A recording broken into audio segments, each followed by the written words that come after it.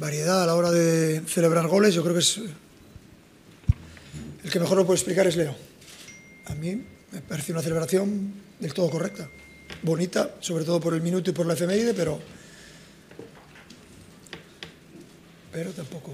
Porque yo siempre miro el lado positivo y es el haber podido estar en 3 años de los que él ha estado en el primer equipo y poder disfrutar y ver infinidad de cosas en primera persona.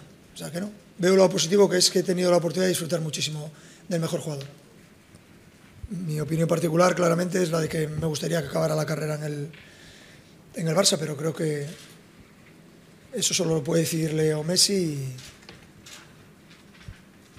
y ya lo veremos.